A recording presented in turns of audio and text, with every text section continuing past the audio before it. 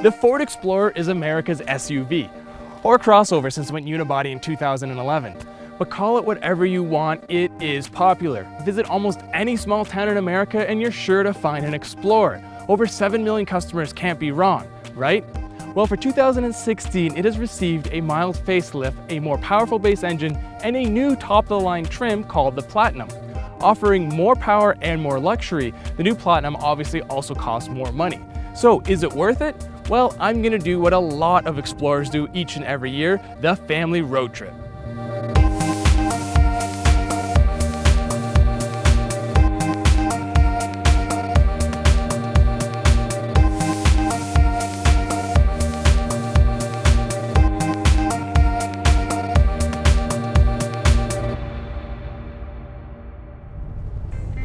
We just left Big Sky, Montana, and we're heading to Jackson Hole, Wyoming.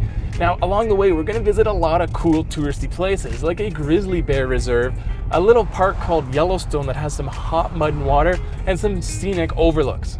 Taking me along the journey is gonna be a white Platinum 2016 Ford Explorer Platinum. As mentioned, the Platinum version adds luxuries not even available in the limited version of the Explorer, along with the power of the Sport. Think of it as an answer to GMC's Denali range of vehicles. Ford claims one of the most important reasons people buy the Explorer is its exterior appearance. So for the redesign in 2016, they've played it pretty safe and just modernized it in the front and rear. While we're heading down the highway, this gives me a moment to talk about all the driving assist technology stuffed into the Explorer Platinum. Active Park Assist, Adaptive Cruise Control, an Active Lane Keep system, and rain sensing wipers are all included. But best of all, the front and rear cameras have built-in washer jets. Now, anyone who lives in this snowy, slushy belt like I do knows how important that will be in the winter, as the cameras are always covered in dirt.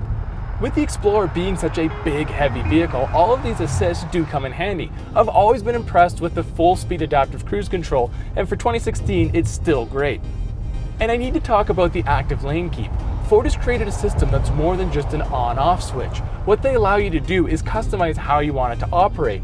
It can either just give you a warning, or give you assist, or give you both. And on top of that, you can set the level of intensity from low to high. And how does it work? Well, pretty well. Driving through gradual corners, I found that it's not overly aggressive in keeping your lane, but it also doesn't let you wander over the lines before bringing you back. Paired with the Adaptive Cruise Control, it really makes highway driving easy.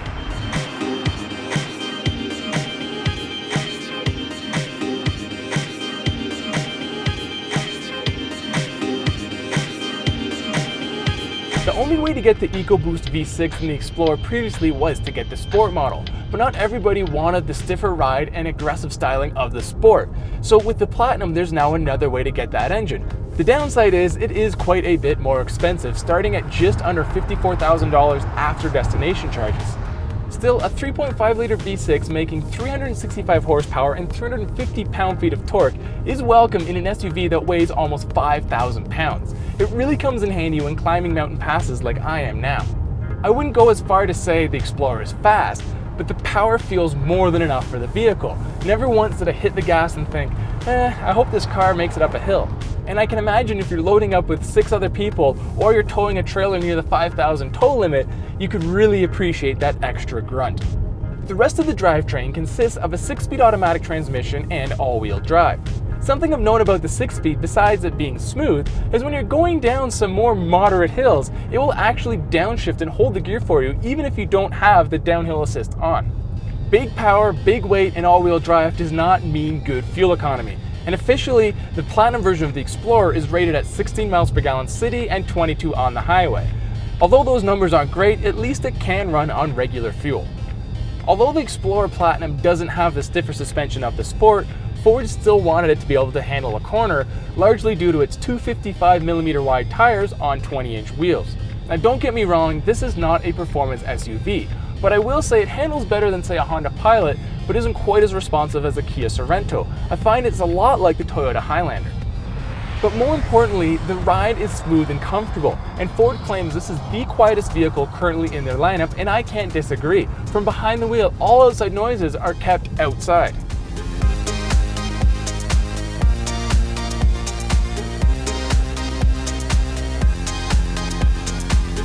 It's fitting we're driving through Big Sky country because the Explorer is big, especially inside.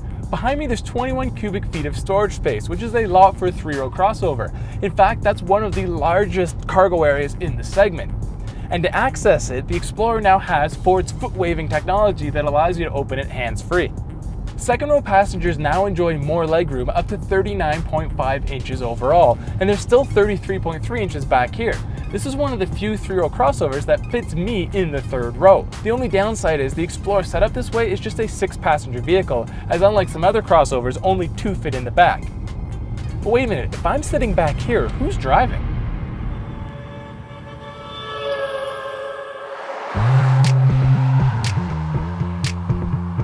But it's up front where passengers are really pampered. The dashboard, seats, armrests, and upper door portions are all finished in Nirvana leather. And no, that doesn't mean they're styled with flannel and denim. Real wood and real aluminum can also be found in here, and for the first time ever, there's a brushed aluminum Ford logo stuck in the middle of the steering wheel. Ford has really paid attention to detail. Things like the headrest that's adjustable front and back, and the sun visors that can be pulled out to block the sun area are great little options. Overall, I really like the look of the new Explorer more than the old model. It's not over the top, yet it's really functional and looks classy. I've done a lot of driving today, and I really like the 10-inch display screen that's stuffed between the analog gauges. And keeping me entertained this whole time is the great 500-watt Sony stereo system. It's just too bad you still have to operate it through My Ford Touch, but its days are numbered and soon there should be Sync 3 in here. But best of all, keeping me nice and loose on this long drive are the massage front seats. They not only can be adjusted in intensity, but you can separate how much you want for both your back and your bottom.